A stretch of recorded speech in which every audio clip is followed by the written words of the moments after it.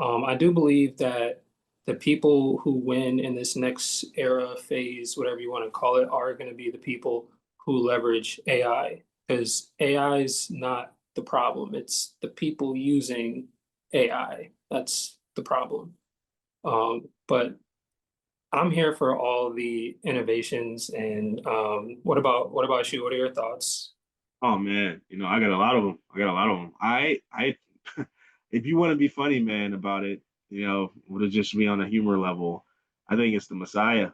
Like I swear to God, like people are like scared of it. I'm like, man, they're making it the bad way. If we were just to run it, I think if Black people were to pull their money together and to properly run AI server buildings and properly manage the waste and properly build solar systems, you could power an entire city with with the infrastructure you could put in place.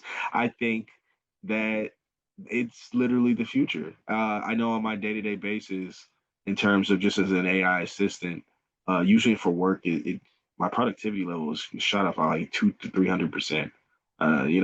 Just getting clutter minded in the middle of the day is something that I feel like every single person gets.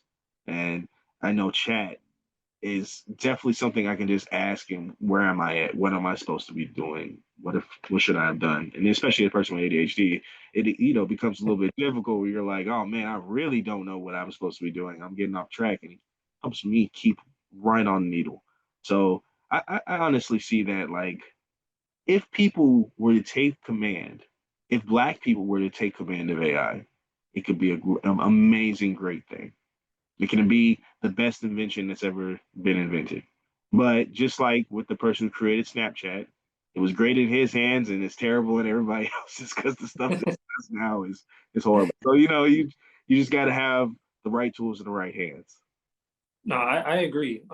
And just kind of to give, I guess, the other side of the coin, in which, you know, AI, if not used correctly, I do believe that AI can distort history, and distort truth.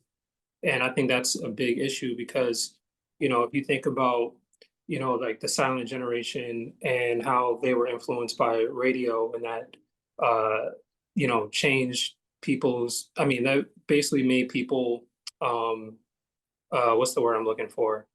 Uh, it basically did more of like a hive mind type of effect. And then the same with, baby boomers and the television.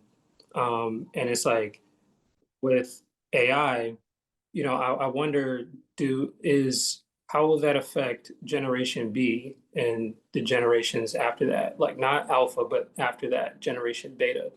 And I wonder, how is it how they will come into age with only knowing a world where AI is prevalent, whereas like Gen Z, they came up in the social media age and social media era, so they don't know a world prior to social media. So I'm curious to see how it affects Generation Beta, to where they don't have that frame of reference before AI, and you'll see like all these generative images and videos where, they'll have iconic figures like the Malcolm X's, Martin Luther King's, and so on and so forth. And they're just like, it became like a parody or caricature of what their message actually stood for. And I wonder how that will affect people who don't know the real message and truth behind these figures, you know? Yeah, yeah. I think really what it comes down to, what has always been, is the power of true history and information. And that stretches deeply into the business and the financial.